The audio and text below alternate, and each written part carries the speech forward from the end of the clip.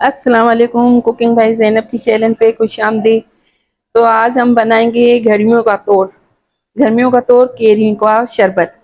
یہ دیکھیں، آدھا کلو کیری ہے میرے پاس اور آدھا کلو چینی ہے، کالا نمک ہے، 1 گلاس پانی ہے۔ تھوڑی سی چیزوں میں بہترین شربت تیار آپ کے لیے، اور گرمیوں میں پئیں، پسینہ دور کریں انشاءاللہ۔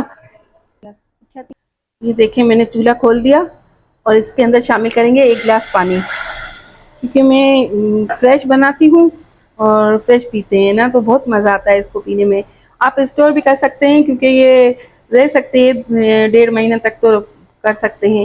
اور یہ کیری دیکھیں آپ، یہ پکی ہوئی کیری ہے تھوڑی، اور بالکل کچی کیری ہے۔ یہ میں نے چھیل کے کاٹ لیا ہے، اور اس کو نا اب اس کے اندر پکائیں گے۔ اب ہم اس کے اندر آدھا کلو چینی ہے وہ شامل کریں گے۔ یہ شامل کر دی اس کے اندر چینی، اور یہ پک رہا ہے، اب پک جائے گا پھر۔ کیریاں پک چکی ہیں اور چینی بھی اس کے اندر میلٹ ہو گئی ہے۔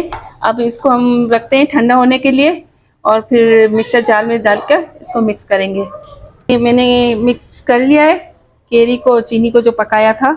اب اس کے اندر ڈالیں گے چھنی کی مدد سے، اب اس کو ہم چھانیں گے۔ اس کے اندر تھوڑا تھوڑا پانی ڈالیں گے تاکہ یہ اس کا پل الگ ہو جائے اور کیریوں کا شربت الگ ہو جائے شربت اور کیریوں کا الگ ہو جائے، پل الگ ہو جائے اور اس کا مکسچر الگ ہو جائے۔ اب اس کے اندر ہم برف شامل کریں گے۔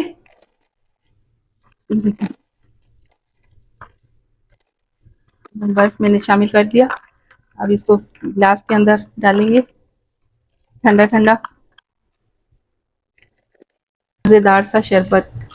گرمیوں سے لڑائی کریں، جنگ کریں گرمیوں سے کیریوں کو لے کر۔ یہ دیکھیں، ہمارا شربت ریڈی ہو چکا ہے۔ اب اس کو ہم ایک سائڈ پہ رکھ رہے ہیں۔ میں آپ کو دوسرا بتا رہی ہوں، دوسرا شربت بنانا بتا رہی ہوں جو پکے گا نہیں۔ تو اب ہم دوسرا شربت بنانے جا رہے ہیں۔ تو میں نے تھوڑا سا پودینہ لے لیا ہے، اور پودینے کے تو فائدہ سبھی کو پتہ ہے۔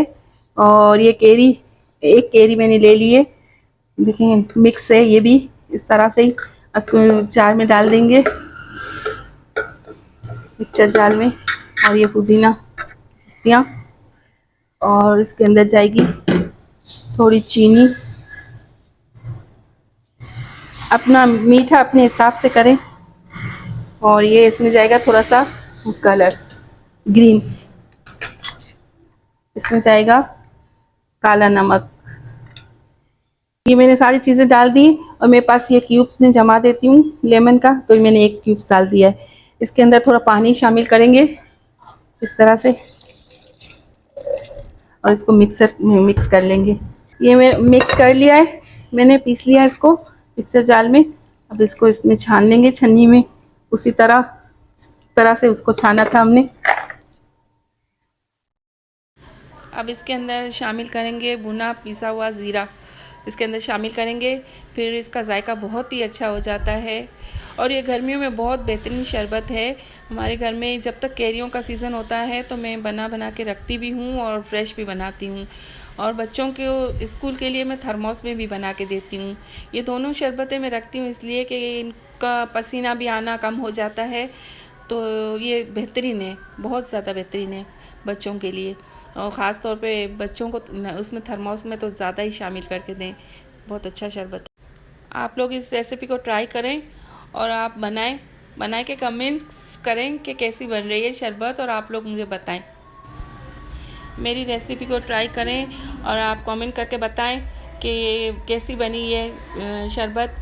اور آپ نا میری ویڈیو کو فالو کریں، ٹک ٹاک پر کریں، انسٹاگرام پہ کریں، اور میرے چینل کو سبسکرائب کریں۔